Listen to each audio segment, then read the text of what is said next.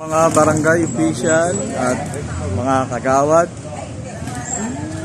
ay hello and good morning po sa inyong lahat. Ngayon pong umaga ay March 24, Sunday.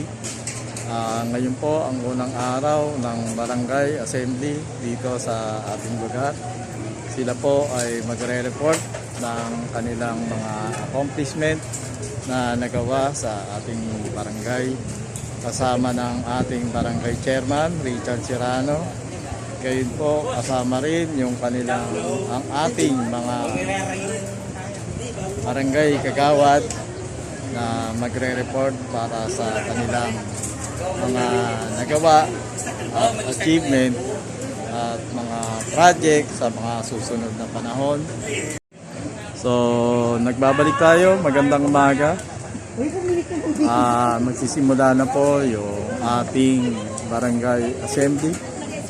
Andiyan na po si ating chairman Richard Serrano, 10 na mga kagawad, kasama yung kanyang mga lupon at yung mga ibang bisita sa ating barangay. Po ng Dumidahil Center po. At nandito rin po sa atin si daming NTB, Manila Barangay Bureau po. Head Director po siya ng dating ni Kagawad Donato de la. Sitayuan ko tayo lahat at isa ilalim natin kasi tayo lahat. Glory be to the Father, to the Son, to the Holy Spirit.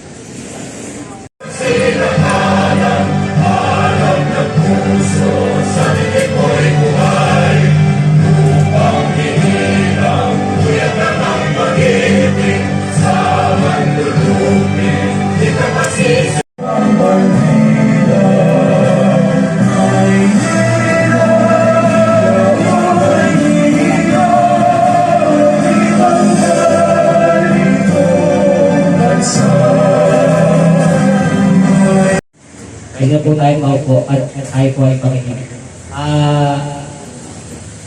Dito rin pala po sila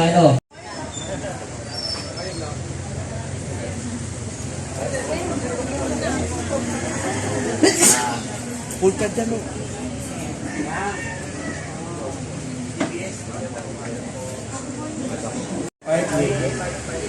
Chairman Richard, dito. Napagkatiwalaan ko ang inyong lingkod pangunuan ang Manila Barangay Bureau. Ang Manila Barangay Bureau ay direct office ng 819 barangay sa buong lugar ng programa na nanggagaling sa lokal at national government. So yun po yung aking naging pupuli nung po ako ay direktor ng Manila Barangay Bureau. So hindi ko na po mapapain pa dahil marami po ang programa ng inyong barangay. Ibig kay aking kaibigan ni Consal Duduhan, kaya Content. Marami po kami imbitasyon ng mga barangay assembly ngayon. Gusto ko rin patiyon yung aming mga company goodbye na nandito from Manila Health Department. Yan, good morning po.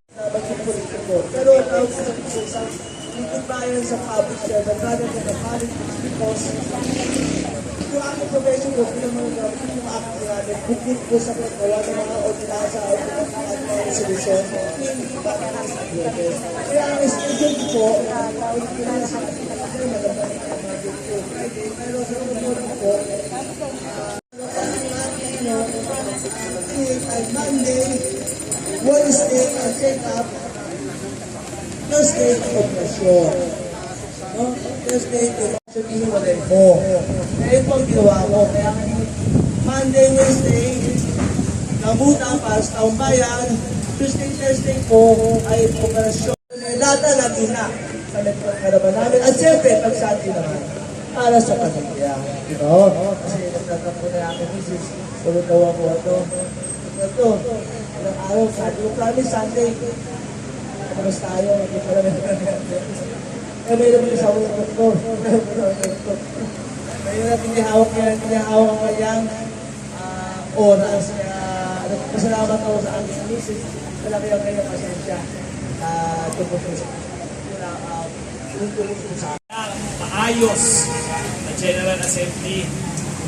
Ganun din po, palakpakan po natin yung mga kasama namin lingkod bayan Estere at ang kanyang mga kasama sa Health Department.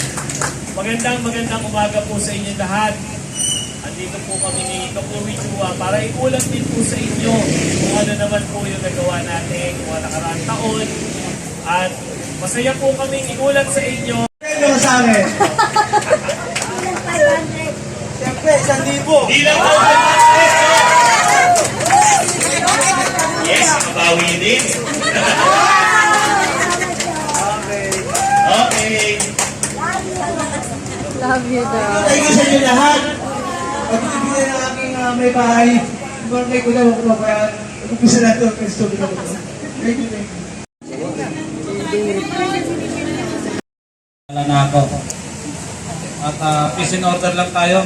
Nanguna yung mga ordinansa natin na pinapatupad during night time. Hindi lang night time, all the time.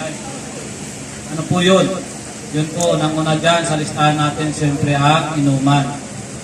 Inuman sa kalye, bawal. Sapagkat, batid nyo na po siguro lahat, si JDB ay nanggaling sa barangayan, nagsimulang kagawad, ng 3 taon, 13 taon na punong barangay sa barangay 48.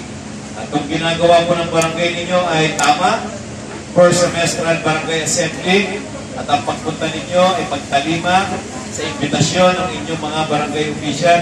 Kaya palakpakan po natin si Chairman Chay, kasama ng kanyang mga opisyales. Ang namamahala dyan, tungkol sa DSWD, na mamamahala po. Tapos, sa pa po yung senior payout po, malapit na rin po yan.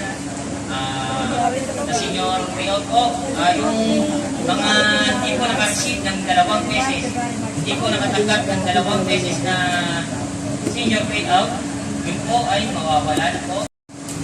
Kita po, maraming salamat po. At ang mga susunod naman po natin magsasalita ay ang seming kagawad na si Kagawad Apes. Nakapag-prepare kasi parang dahil. Oo, magandang tanghali